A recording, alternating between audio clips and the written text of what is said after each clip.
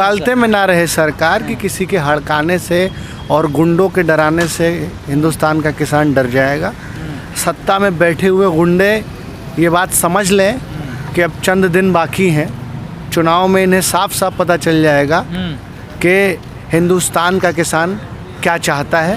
हिंदुस्तान का किसान लेकिन जिस प्रकार से ट्विटर पे जो कार्टून डाला गया था कि संभल के आना लखनऊ, पर टिकैत साहब तो गए लखनऊ।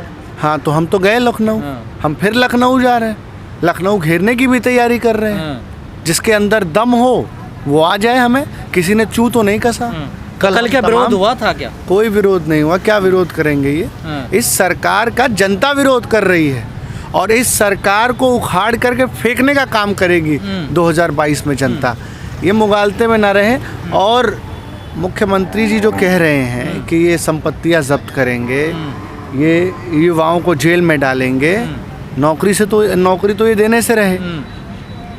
हम भी ये कह देना चाहते हैं कि मुख्यमंत्री जी, अगर युवाओं की संपत्तियां जब्त होंगी तो आपकी सरकार भी जब्त करने का काम ये युवा करेगा। लेकिन कल दौरा तो था लखनऊ का, लेकिन दौरे के साथ साथ जो एक इंटरव्यू हुआ वो बड़ा सुर्खियों में, उसको कैसे देख रहे हैं आप?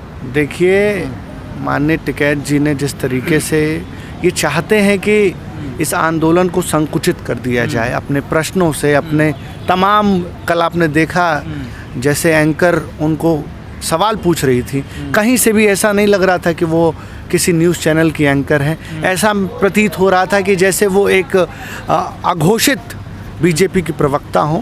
तो हिंदुस्तान के जो गोदी मीडिया है, जो भ्रष्ट मीडिया है, उसे ये समझने की ज़रूरत है कि किसान आपके जो बेबुनियाद सवाल हैं उन्हें अब नहीं सुनने को तैयार है। किसान अब क्रांति लाएगा और क्रांति इस बार जो है ट्विटर से, डिजिटल माध्यम से होने जा रही है। लेकिन टिकैत साहब ने अंजुम कश्यप को बीजेपी का प्रिंसिपल कह दिया।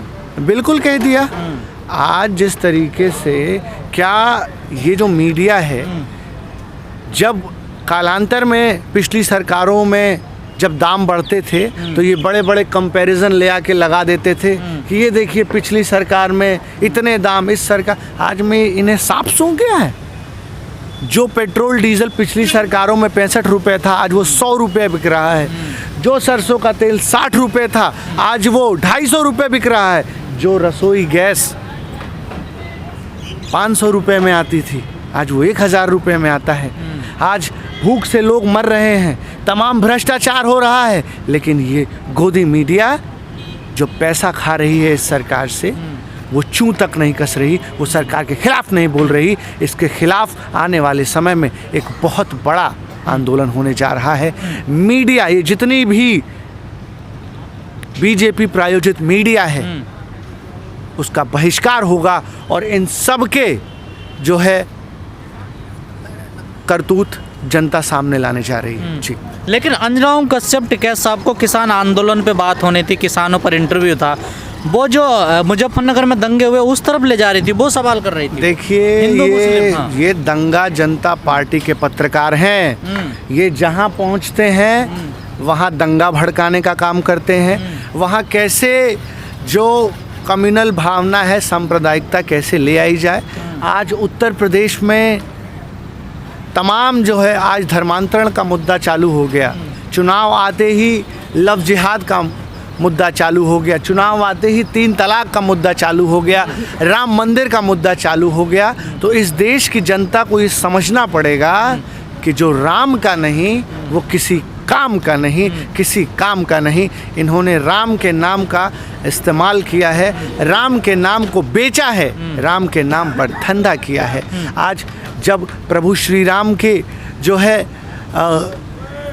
ट्रस्ट में इतने बड़े घोटाले होते हैं, लाखों करोड़ रुपया जो राम भक्तों ने, श्रद्धालुओं ने चंदा के रूप में दिया था, उन पैसों का घोटाला होता है, तब हिंदुस्तान के जो प्रधानमंत्री हैं वो कुछ नहीं कहते हैं। लेकिन पेगासस जैसे मुद्दे में युवाओं के फ़ोन में घुस जाते हैं। और सुन लो इस देश के युवा, इस देश के नेताओं, निकलो घरों मकानों से, जंग लड़ो बेईमानों से, तब लड़े थे गोरों से, अब लड़ना है भ्रष्टाचारी चोरों से।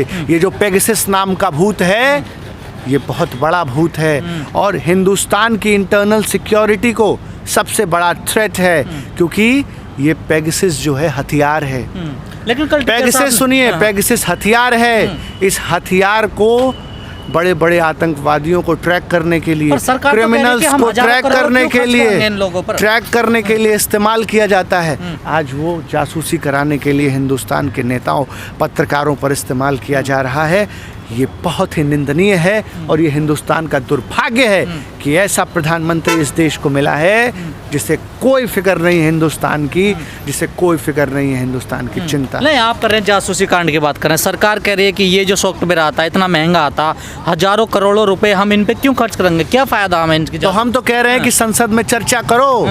क्यों नहीं? प्रधानमंत्री, एक ऐसा डरा हुआ प्रधानमंत्री हिंदुस्तान ने नहीं देखा जो आज 7 सालों में कभी प्रेस कॉन्फ्रेंस न किया हो, जो विदेशी मीडिया का सामना न किया हो। ऐसा डरा हुआ प्रधानमंत्री। हम तो कह रहे हैं कि पेगासस और सुनिए, पेगासस इजराइल की कंपनी ने ये दावा किया है कि लाखों करोड़ रुपया पेगासस पे खर्चा हुआ है। ये सॉफ्टवेयर कोई आम सॉफ्टवेयर नहीं है। नहीं, सरकार बीजेपी की है, मोदी जी की है। मोदी सरकार चल रही देश में, बीजेपी की सरकार चल रही है। ये कंपनी की सरकार चल रही है, ये उद्योगपति। This is a neo company rule in India. ये नियो कंपनी रूल है। ये प्रधानमंत्री कठपुतली हैं। आरएसएस के हाथों में प्रधानमंत्री कठपुतली है। जैसे आरएसएस नचाती है वैसे प्रधानमंत्री नाचते हैं। हमने हिंदुस्तान के प्रधानमंत्री को 2016 में ही खो दिया था। ये तो अब कठपुतली हैं।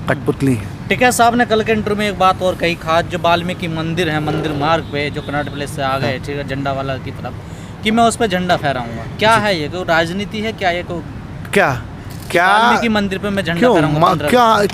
क्या किसी, अगर ये आरएसएस के, एक मिनट, ये अगर आरएसएस के मुख्यालय पे तिरंगा नहीं फहरा सकते हैं तो क्या हिंदुस्तान के जो आम लोग हैं, आम नेता हैं, वो स्थलों पर झंडा नहीं फहरा सकते? और किस संविधान में लिखा है कि हम झंडा नहीं? हिंदुस्तान के वो सभी इमारतें जो इंडियन कॉन्स्टिट्यूशन के दायरे में आती हैं, राइट टू प्रॉपर्टी के दायरे में आती हैं, उन सब पर हिंदुस्तान के नागरिक को झंडा फहराने का अधिकार है। और हम देख लेंगे कि कौन हमें झंडा फहराने से रोकेगा। हम हर जगह झंडा। वाल्मीकि मंदिर ही क्यों चुना आप लोगों ने? क्यों?